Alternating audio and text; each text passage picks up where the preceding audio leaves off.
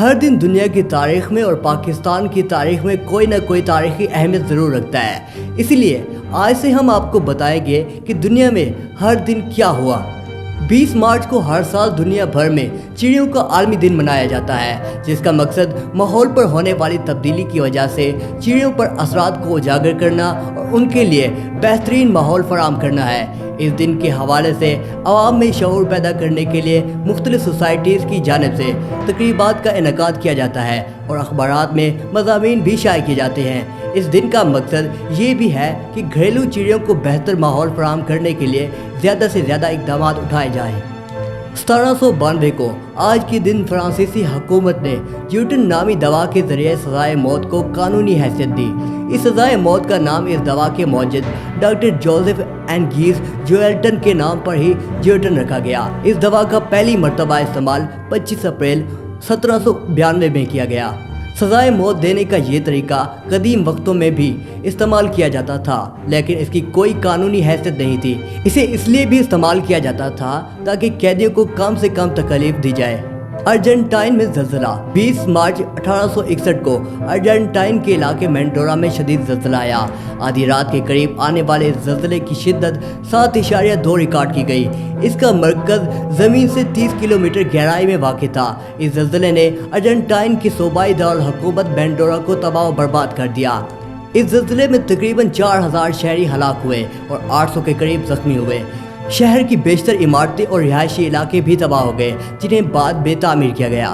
1970 میں آج کے دن بوسٹن میں بہت بڑی آگ لگی۔ یہ آگ بوسٹن کے علاقے میساچوسٹس سے شروع ہوئی اور دیکھتے ہی دیکھتے اس نے شہر کے ایک بڑے رقبے کو اپنی لپیٹ میں لے لیا۔ اس آگ نے واشنگٹن اسٹریٹ اور فورٹ ہل کے درمیان موجود 349 عمارتوں کو جلا کر خاک کر دیا۔ بندرگاہ پر موجود کئی جہاز بھی آگ کی نظر ہو گئے۔ اس حادثے کے نتیجے میں 1000 کے قریب لوگ بے گھر ہو گئے۔ 20 مارچ 2003 عراق اور امریکی زیر قیادت اتحادی قوتوں کے درمیان دوسری خلیجی جنگ کا آغاز ہوا۔ یہ جنگ سن 2011 میں ختم کرنے کا اعلان کیا گیا، مگر تاحال عراق میں قتل و غارت گری جاری ہے۔ سن 2016 آج کے روز امریکی صدر براک اوباما نے کیوبا کا دورہ کیا تھا، جو کسی امریکی صدر کا 88 سال بعد پہلا دورہ تھا۔ 20 مارچ سن 1815 فرانسیسی فرما روا نیپولین بوناپارٹ نے جزیرہ البا سے فرار ہونے کے بعد تقریباً 1,40,000 افراد کی فوج اور 2 لاکھ رضاکاروں کے مجمع کے ہمراہ پیرس میں قدم رکھا تھا۔ اس کے علاوہ آج ہی کے دن نادر شاہ نے ہندوستان پر حملہ کیا تھا۔ حملے کے پس پشت جو محرک تھا اس کا تعلق قطعاً مذہب سے نہیں تھا۔ جس وقت اس نے ہندوستان پر چڑھائی کی تو خاندان مغلیہ کا بادشاہ محمد شاہ رنگیلا برسر اقتدار تھا۔ نادر شاہ کے ارادے کو ہندوستان کے مخصوص حالات نے تقویت دی۔